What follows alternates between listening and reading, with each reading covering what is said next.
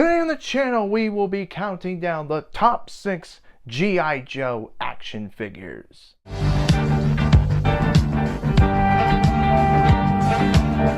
At the number 6 spot, we have, of course, Master Croc and Fiona. I really like how these two are, especially the parts that Master Croc is sculpted, the belt with the eye. Just such a really cool looking figure. I especially like his top with the scales like a crocodile. It is just so cool. I like the fish hook as well. He does come with trigger finger hands. I do like nowadays that Hasbro is implementing alternate hands, but I'll get more to that later on this list. And Fiona is just an amazing animal, and Hasbro is doing a great job with the animals they are doing now today, which I can't wait to see what other kind of animals they do in the future.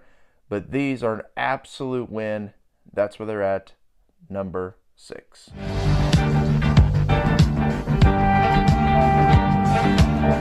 At the number 5 spot is a man who needs no introduction, nothing of a sort.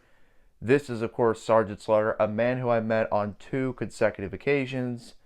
I consider him to be a friend. I think this is one of the best Sergeant Slaughter action figures to date. The alternate hands you get, the mini Sarge where he's like telling you to sell it and go and buy it, is really cool. I like the campaign hat, the goggles, the whistle.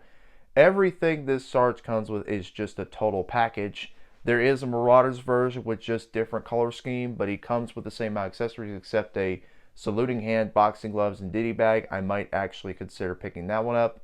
But this figure, if you don't have him in your collection, I would say go out and get that Marauders version of Sarge, because everybody needs a Sergeant Slaughter in their collection.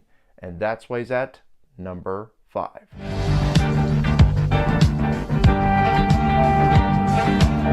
Coming in at number 4 is a recognizable G.I. Joe face of Cobra, and that is, of course, Storm Shadow, longtime rival of Snake Eyes himself.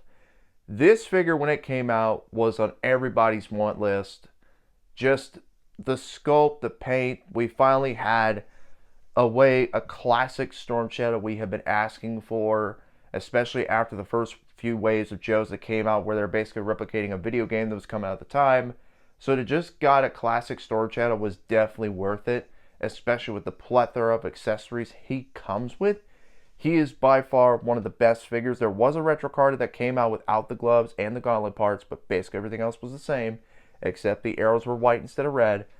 But honestly, if you could find one like this, you really need to pick him up, because he's an absolute must.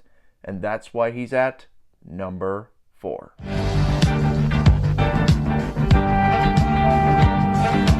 At the number 3 spot is a man who I reviewed earlier this year. This is, of course, the first version of Rock and Roll. They just announced a few days ago a retro carded version without the tattoos and everything. But this figure is so cool, man. It completely pinless.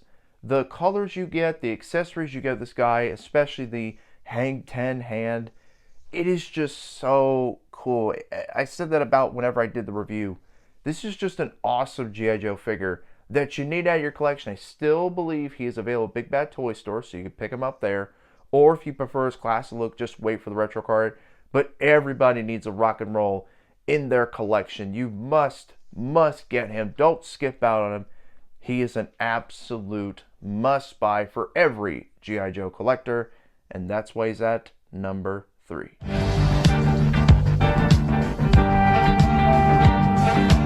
Coming in at number 2 is a figure that I was excited for all these months. I did a review of this guy not too long ago, and I just felt kind of a little disappointed. It was very lackluster with this guy. I mean, it's the same body as, of course, the Hiss Tank. We expect them to reuse that body, of course.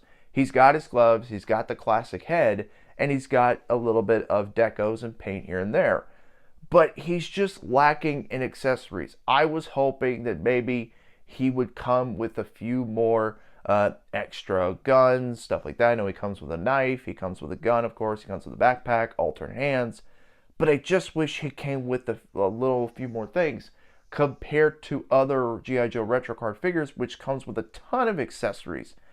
And I just mainly in the accessory part felt like Cobra Commander is lacklusting. And my little nitpick, again, like I said in the review, is his head just sits a little too low for me. But still a great figure. He's still bad for retail. Pick him up while you can. Don't let my nitpicks tell you not to get it. Get him. He is a must Cobra Commander for everybody's collection. That's why he's at the whopping number 2.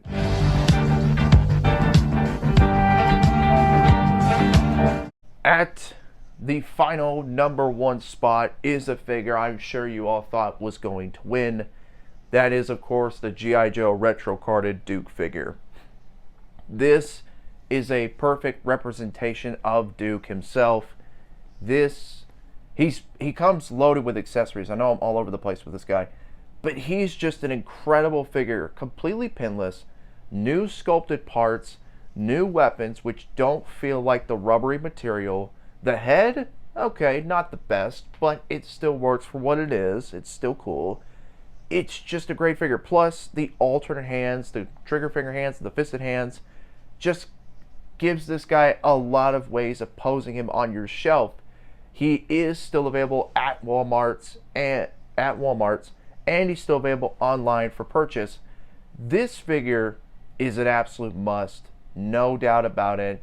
That's why he's doing Yo Joe, and he is at Duke himself, number 1. And that is all for today, ladies and gentlemen. I hope you all enjoyed the ranking of my top 6 G.I. Joe action figures. What is your top 6? Let me know down in the comment section below. And how would you rank these figures? Would you rank them differently? Do you agree with my choices? Let me know down below as well. Be sure to do all that good stuff as y'all know what to do. And as always, take care. Plastic Man,